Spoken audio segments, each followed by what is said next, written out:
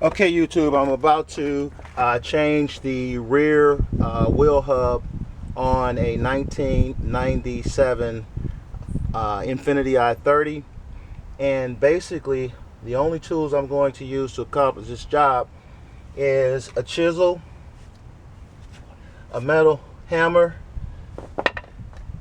a 10 millimeter socket, a 14 millimeter socket, a 17 millimeter socket, and a torque wrench. A good torque wrench. You need to learn how to use a torque wrench before you do this job, but I looked on YouTube, figured that out. It wasn't hard. And also I'm going to use, to take off the hub, a 30 millimeter socket. You can rent these sockets at any of the auto parts stores. They have a rental program or a lease program. You can use that, pay for the socket, turn it back in, they'll give you your money back. And this is the wheel hub that I'm going to put on here. I've already done the other side of this car. I tend to get the more expensive wheel hubs because I'd hate to do this job again. It doesn't take that long. It's pretty simple if you have the right tools and know what to do. So let's get started. See how long. I'm not going to tape every little thing that I do, but for starters, you got to take this off, and the best way to remove this is with a chisel, a wood chisel, and a good hammer, and just start beating on it. And you'll see as you beat on it, it'll come free.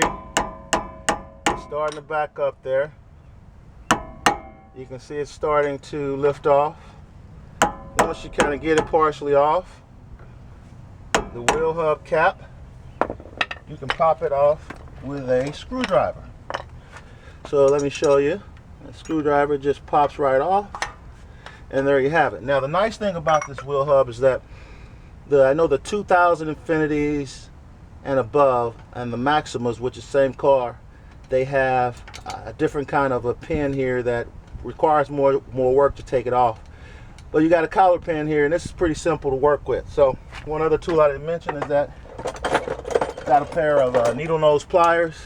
Let's take the needle nose pliers, bend this back, bend it back that way, bend it back again,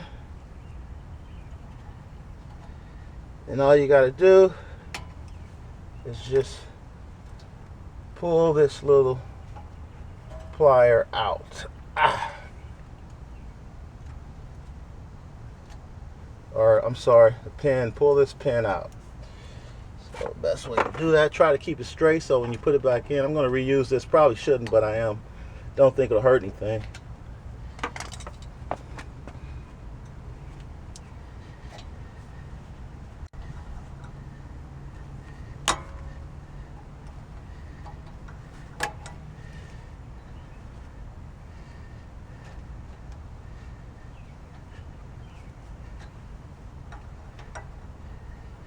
I'm going to pause the video because this is just a matter of getting this pin out, and I'll restart in a second.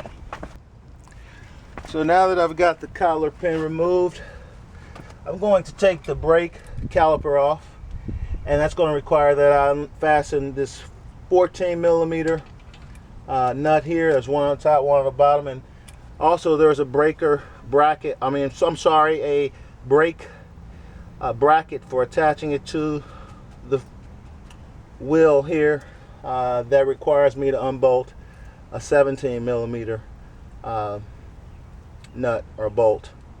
So there are two bolt patterns, 14 millimeter, 17 millimeter. Is 1, 2 on the top, 1, 2 on the bottom, and that's to get the caliper off. I'll let the caliper hang. Now one other thing is, to make this job a little easier to put caliper back on, if you unfasten this 10 millimeter bolt here on the brake cable, it will allow you to work with this brake caliper, putting it back on when you go to reassemble this. So my recommendation is to remove, there's a small nut right there, this nut here.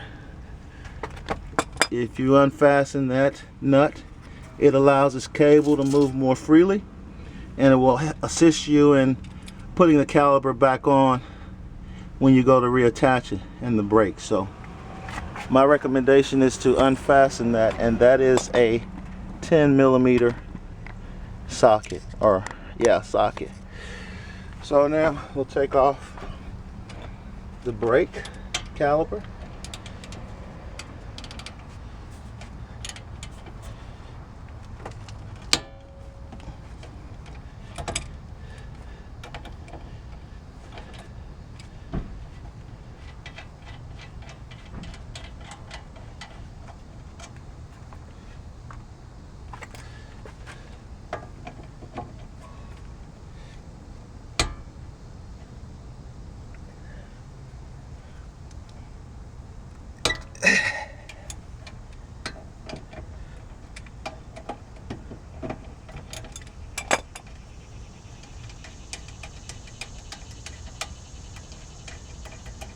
I'm removing the 14 millimeter bolts.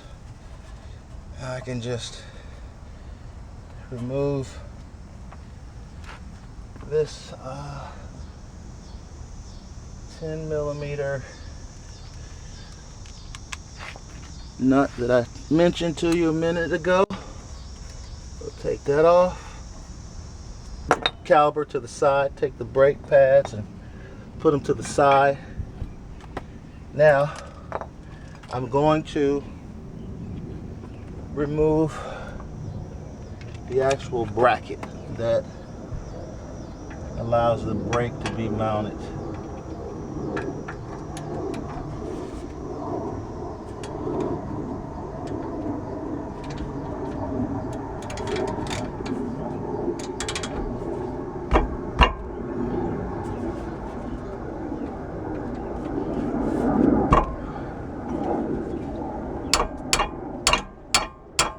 Beat on this, but I don't have any power tools, just hand tools, so it's probably a good thing for you folks out there who don't have power tools. You can kind of see how I'm accomplishing this.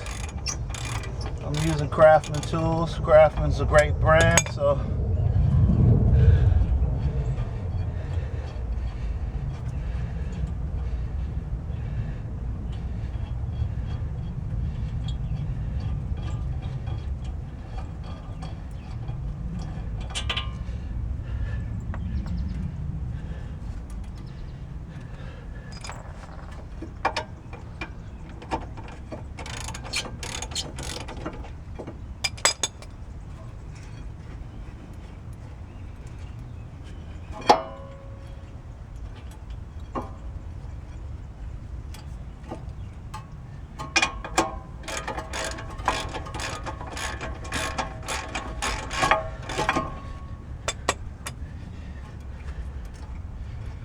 okay, almost there with the bracket.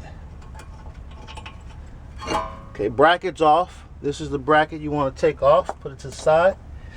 Now the wheel rotor just pops right off, and this is the hub that I'm going to be replacing right here. It's giving me a lot of noise, so I want to get a new one on here. So all I have to do now is use a 30 millimeter bolt or ratchet or socket to remove this, and we'll be in business.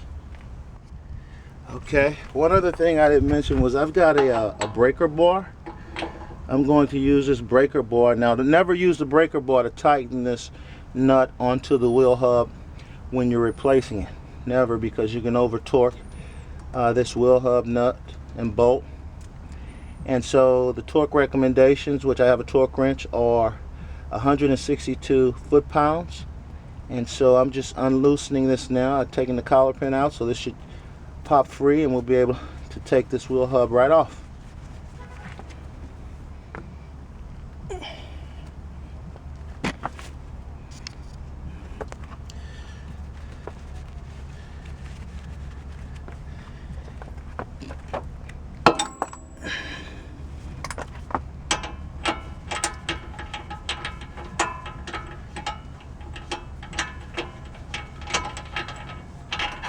Okay, and the wheel hub there you see. Now we want to put grease on here when we go to put it back on with the new one.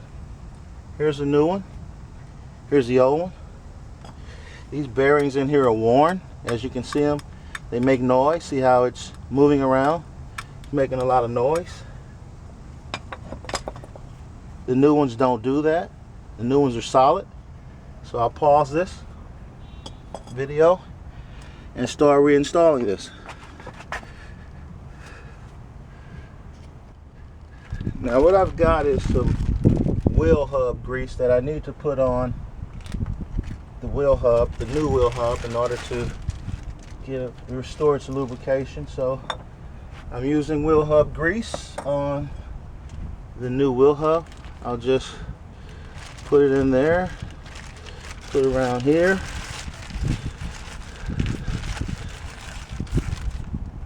Put enough on it to protect the closure. Okay, that should be good.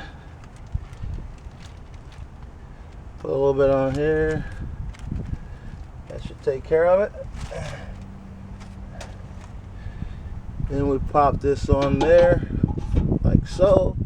Slides right on. And now we start reinstalling this cookie. Okay, this is pretty much it. My video is starting to run out of juice, so I should have charged it, but I did not. So I still got some battery power to show you at least where we go from here. Now my torque wrench is set at 162 foot-pounds, and all you do with this is put the socket on there. Torque wrench is set for 162 foot-pounds, and it'll click twice when it's done. Okay, so I'm actually tightening this up, tightening it, tightening it, tightening it.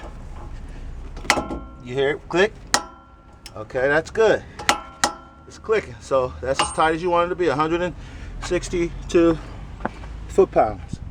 And I got that off of the internet, verified, putting the collar pin back in, as you can see.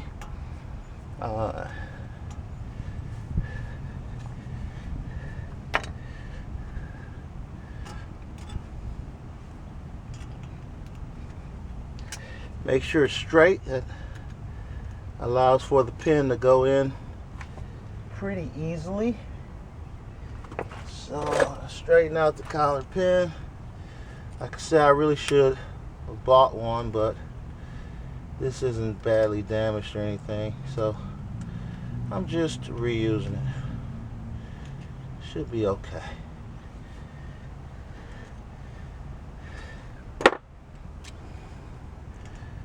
Okay.